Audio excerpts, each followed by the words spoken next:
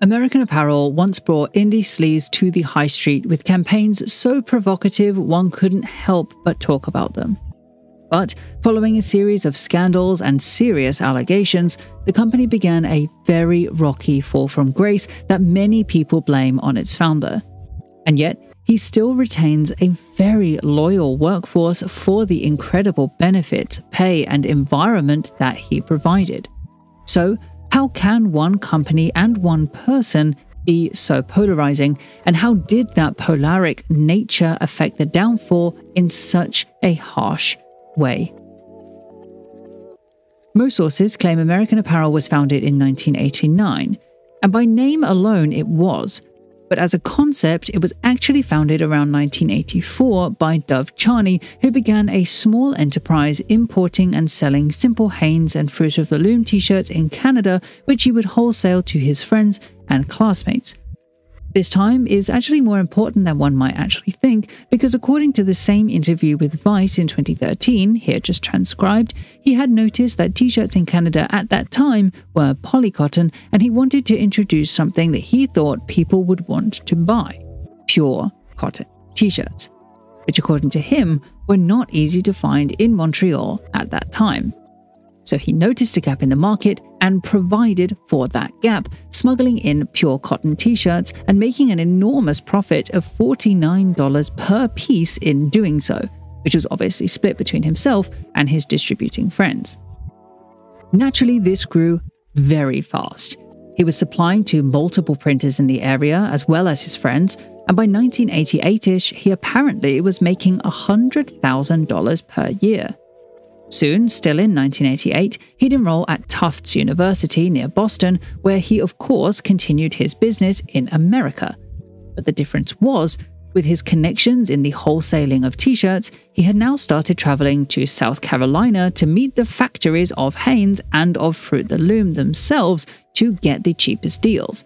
It was here where he met an engineer named Klaus Wustrow, who told him that he could make his own t-shirts. He walked him through the process, going to a knitter, then to cutters, and then to a sewing factory named 96 South Carolina, and by 1989, with a $10,000 loan from his father, he began his first t-shirt production for 60 cents a piece under the name American Apparel. Now, this was during a period of transition in American garment manufacturing, in which it was moving from the old grassroots setup of North Carolina, where everything was done by hand, represented by this dip here, to a newer, agile iteration of clothing manufacturing in Los Angeles, which you would think is represented by this sharp rise and then plateau, but it's not. This is a graph representing all manufacturing in the US, while this is a graph just for the garment industry specifically, and far better represents the nosedive that was soon to come. You see, the previously popular South Carolinian factories were run in a less technologically advanced manner and had less agility and less of an output than their LA counterpart, beginning migration to the new LA garment factories around the end of the 1980s, very beginning of the 1990s, which were primarily run by newly immigrated Korean families, notably the family behind Forever 21. This was short-lived, as you can see by this graph, but for now in LA, they were producing for companies at $2 a piece, more than triple the cost of the production in North Carolina. But because they were more agile and thus could more easily follow trends, the higher price for an ever-changing stock was a price worth paying for most companies to allow for their desired fast fashion items. But for American Apparel's simple basic t-shirts, it was unnecessary, especially because Carney could micromanage control much easier to produce consistently high-quality t-shirts by doing it in South Carolina. Thus, instead of migrating to LA like everyone else, he stayed, meaning that while his competitors paid over 3 times as much for production, Charney could offer significant margins for stores willing to take on his new brand. A bog-standard price differentiator that got his foot in the door. So, American Apparel was initially a B2B business that sold straight basics to retailers in California at cut-low prices of manufacturing with double the quality, so could sell for double the price. However, to bring back this graph from the Atlantic, it's obvious that the landscape of manufacturing in the USA was soon to change, as the second part of this crash were the many technological advances seen in the 90s. Computing advances allowed a distance now between patent drafter and technician, meaning that offshore production was now just as easy but still significantly cheaper than local production. And because made in the USA wasn't really a factor to consumers at this time, they were only competing on price and speed. This obviously put pressure on the LA-based factories because the retailers wanted them to match the better margins that they could achieve in China and Mexico, truly entering into the era of fast fashion. More products in store meant more for the customer to buy, but lower prices and more styles also meant that they would buy more. In turn, this meant that the LA factories also attempted to cut costs to compete, but were obviously failing. There was no way for them to match the extreme low costs born of underpaid staff, ultimately causing many of the LA factories to shut down. By the mid-1990s, 95-96 specifically, this is what caused the great crash of the American garment manufacturers, which by 1997 meant that the remaining of the South Carolinian manufacturing that Charney was still using also went out of business, forcing Charney himself to declare bankruptcy and start once more by moving nearly all of his production. This proposed Charney two possibilities. He could manufacture abroad and follow the crowd, or invest in a factory in LA to try to keep their head above water. But the deciding factor was actually workers' rights. Now, Charney had been long picky about his manufacturing. That humanistic angle that he found in South Carolina was a prerequisite to the factories that he had begun working with in LA. He also knew about the exploitation of workers in Bangladesh, at that time China is significantly improved now, but also in LA, where they had some of the worst conditions in the whole industry because they were trying to compete. Directly because of this, he had long been ensuring genuinely good workers' rights, benefits, and safety within his factory as a differentiator, to the point that they protested the formation of a union in 2001, despite him telling them that they should have it. So it's my assumption, based on adverts like these from 1999 and these from 2000, as well as this documentary where they explicitly detail that they have ethical production with differences like paying a fair wage, ensuring good working conditions, and offering learning courses to workers in things like English and maths, that was the deciding factor as to why, in disregard of a wider margin, he partnered with a 50-50% split of the business with a smaller factory in LA run by Sam Lim to produce American Apparel t-shirts in America. Together, they wanted to remain quality control for both the workers and the garments. Again, the idea of made in America wasn't a differentiator yet, so this decision was solely to keep Sam Lim and the workers in business, and so that he could micromanage the quality control. This, as a result, would change the American Apparel differentiator entirely. They no longer could compete on price, their manufacturing was 4 or 5 times the cost at least of their competitors, so it was only at this time that their significantly better quality and guarantee that the clothes were not made in sweatshops would become their primary differentiator. But it was still quite a powerful one, as during the mid-90s, scandal was still a major fear factory of retailers following the many scandals of the early 90s that had caused boycotts in companies like Nike, who saw a mass protest at the Barcelona Olympics in '92. Meaning that by 2001, American Apparel was now already championing Made in USA tags and were making $12 million per year just from B2B sales. In fact, I don't believe they sold directly to consumers at all until 2003, when they opened their first store in Echo Park, LA, as part of their ongoing vertical integration plans. You see, by this point, they had already a well-developed vertically integrated production line of American knitters, American cutters, and American seamstresses. But now they developed this further by including an American store, which was phenomenally successful. opening store after store over the next couple of years, expanding on their B2C reach, including their B2C online store in 2004, Canadian and European stores in 2004. In 2005, they expanded into Asia, into Korea, while on the B2B wholesale side, they also began trading in Latin America and Australia in 2005. They were in an incredible boom of growth. They produced simple, well-made, affordable clothes that were ethically made. But on top of all of that, they were extremely desirable thanks to their adverts. Now, American Apparel has been advertising since 1997 to businesses, as I showed you earlier. But since then, their ads have become more and more provocative in the aims of just getting noticed, especially in the much harsher world of advertising to consumers. Even by 2002, when they were still selling B2B, their ads were quite suggestive, and even included Chani himself on the left in a very Terry Richardson-esque shot, who, though now is disgraced, was the primo photographer at the time and obviously offered American Apparel a lot of promotion.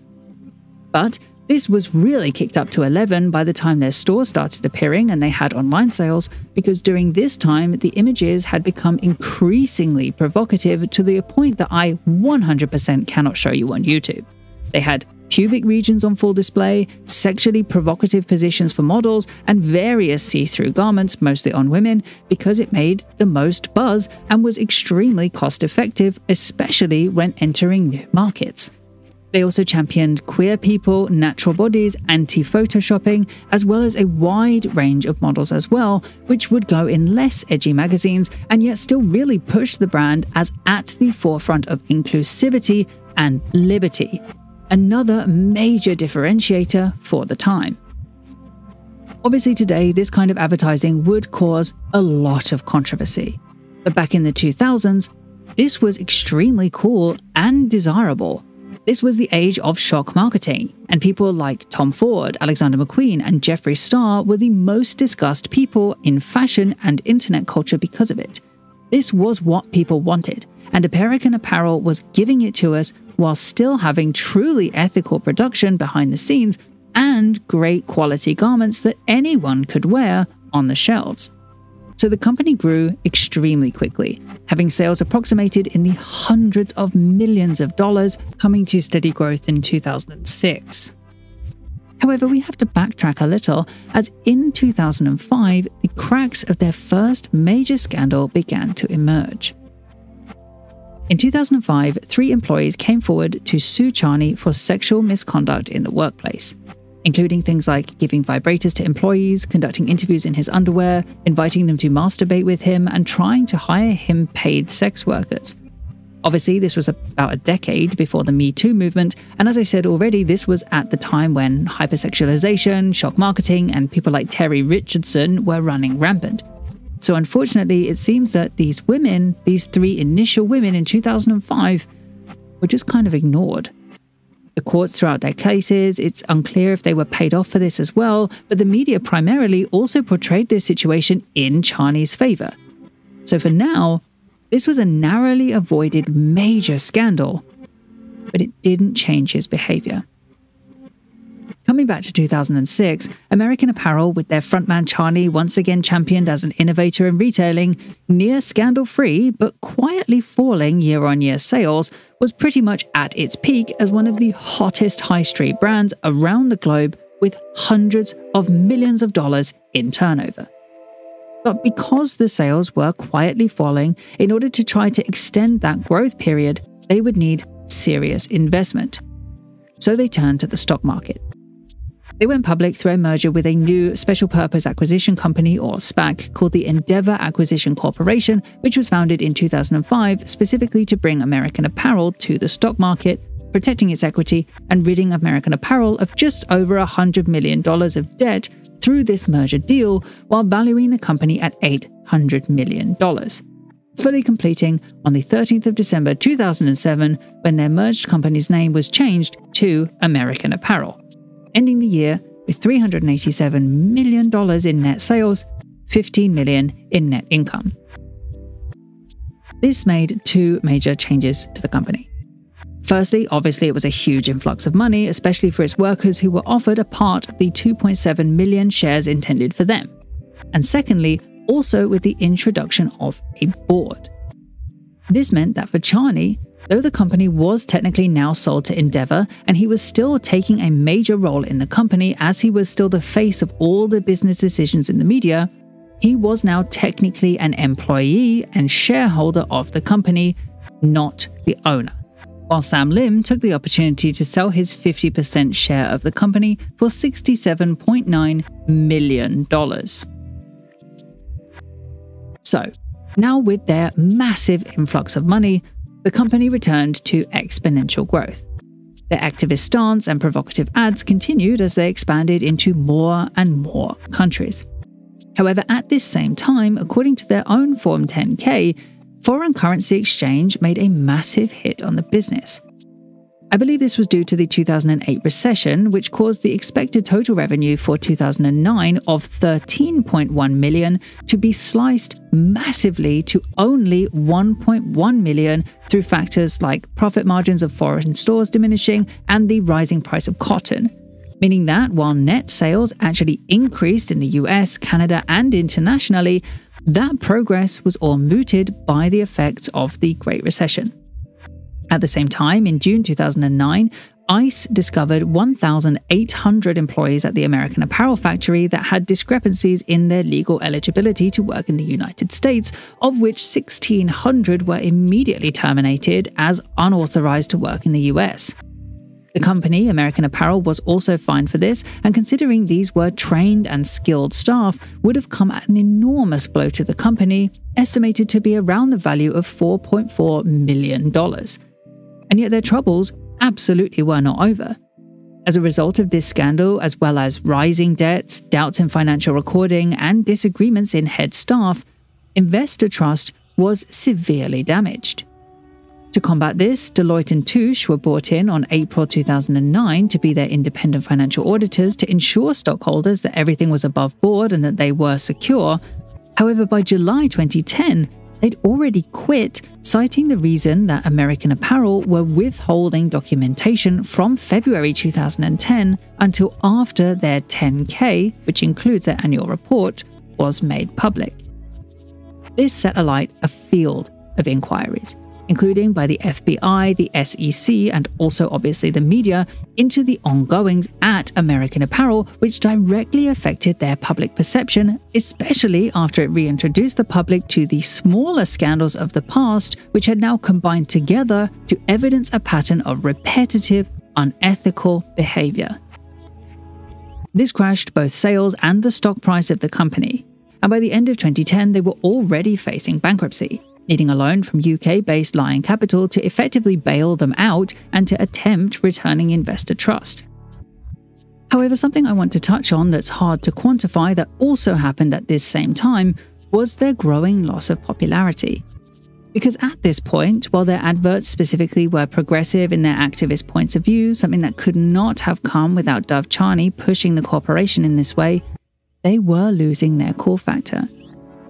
In fairness, this was very slow because they were able to use things like cause marketing for things like same-sex marriage, which was a tactic their competitors were not risking at this time because it was so risky. That fortunately led American Apparel to buffer their decline in popularity as they had motivated minorities into loyalty, beginning it items for the brand. But by 2010, that feeling of anarchy had already somewhat been diminished. By 2010, American Apparel, while it had cool indie sleaze ads, just didn't have that desirability aspect that competitors like Zara or Topshop had, and they were growing at a rate American Apparel just couldn't compete with. For the same price, their competitors sold far more desirable clothing, which in Topman Topshop's case was even accepted onto the London Fashion Week catwalk space since 2005. So while things were going badly behind the scenes, in front of the scenes, things were also starting to slip. It's hard to compete with ethics when the competitors are competing with desirability, especially for their younger target market. And so, on all fronts, they just continued to crash. And yet their worst scandal was even yet to come. In 2011, Irene Morales, who was an employee for the company, in a lawsuit accused Chani of raping her in his apartment shortly after her 18th birthday and then continuing to do so for the following 8 months. This caused a huge, inescapable scandal for the company, soon followed by 2 more legal suits within the same year. Of course, the company called the allegations baseless and untrue, denying them implicitly, but over the next 2 years, their popularity would not pick up. The media continued to report the story, and by 2013, they were seeing a net loss of income at $100 million, causing many to blame the fall of the company, which had really begun in 2005 when they went public to eschew falling sales, to be blamed on Chani directly because of this scandal. As a result, in 2014, Dove Chani was pulled into a board meeting and given an ultimatum: resign voluntarily, give up voting rights of his remaining 27% stake, and receive a multi-million-dollar severance and a 4-year consulting contract, or be fired for misconduct and misuse of company funds. It's important to note 2 things. Firstly, that Dove was employed at the company since it went public, technically, and so they were certainly capable of doing this. And secondly, that the investigation into Irene Morales and the 2 other women were still ongoing. Dove today still says that the claims were baseless and that even at this time in 2014, they were old and so he couldn't be fired for them. So he called their bluff. He wasn't going to quit. But they actually weren't bluffing and he was fired. This was actually because the company had found a new backer in Standard General who were offering $25 million to pay off their outstanding loan to the UK-based Lion Capital, but on the prerequisite that they could change 5 of the 7 board members who together would vote to keep Chani or not. It was them that had already voted before the meeting that he was going to be fired. The following day, a video of him dancing nude in front of a co-worker and a friend was also leaked, and it began yet another onslaught of negative attention. But this time not towards the company, but directly to Chani himself.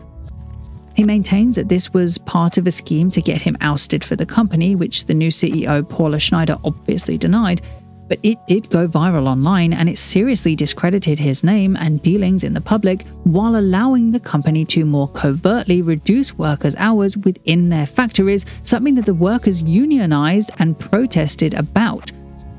In regards to the alleged misconduct that he was fired for, the lawsuits that had begun in 2011 were eventually settled in 2015 for $4.5 million shared amongst the 3 women. But the damage was done.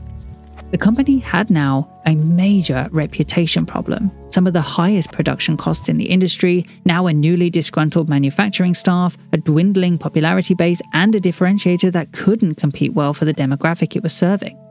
They did try to recuperate with YouTube personalities and the AAA girls, so that's Alaska, Willem, and Courtney Act, in an ad that actually did make rounds during the day. But it was just too little, too late. What they really needed was a rebrand. But of course that never came. Frankly, they didn't have the money for it. Instead, they just continued to close stores, something that they had begun doing following losses in 2010, but even that wasn't enough either. And by October 2015, they declared Chapter 11 bankruptcy in an attempt to cover their debts in a debt-for-equity deal that wiped out the current shareholders, including Chani, and instead put the company's creditors in full control. Within a few months, Chani tried to use this opportunity along with Hagen Capital Group and Silver Creek Capital Partners to offer $300 million for the company. However, despite knowing that under the creditors they planned to split the company apart for sale if need be, a judge ruled that it was not a meaningful alternative and disallowed his bid, leaving American Apparel declaring bankruptcy protection against its debts and selling the intellectual property and some of its LA-based manufacturing, distribution and warehouse operations to Gildan Activewear Incorporated for a mere $66 million, allowing them to sell the remaining retail locations to cover the rest of the debts, which were being looked at by both Amazon and Forever 21. Eventually, the sale did complete at $88 million after Next Level Apparel showed interest, and eventually Gildan's bid was approved. Furthermore, the remaining manufacturing facilities and stores that were not sold to Gildan were eventually sold on as well, even some to Charney himself, who rehired his old staff that had protested his firing to work in a recuperated factory for his new B2B venture, Los Angeles Apparel, which I believe carries the same workers' rights and wages as he once championed in American Apparel. So that's full dental and healthcare, English and maths lessons, above minimum wage pay packets, etc.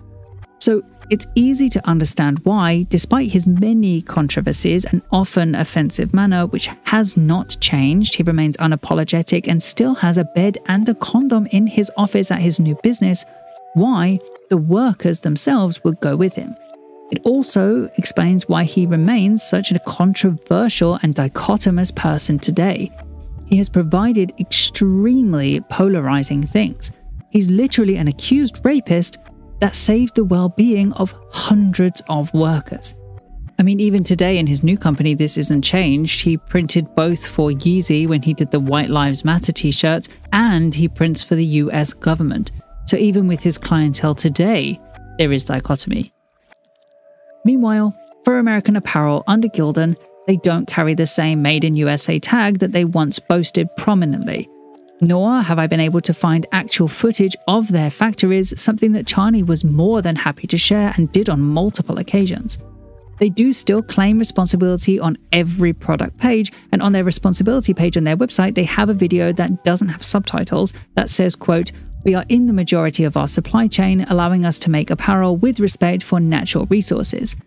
But that fundamental humanistic element today of championing their garment workers does seem to be gone.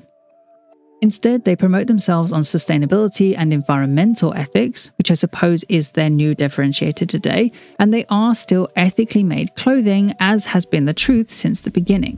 And though it's not entirely made in the US anymore, as long as they are ethical, that's a pretty solid differentiator for the wholesale side of their business.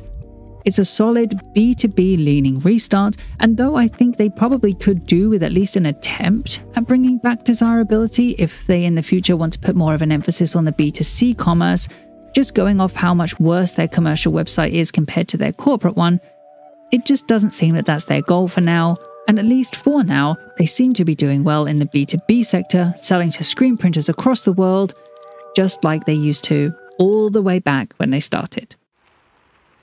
Thank you so much for watching this video. For more videos like this, please do like and subscribe.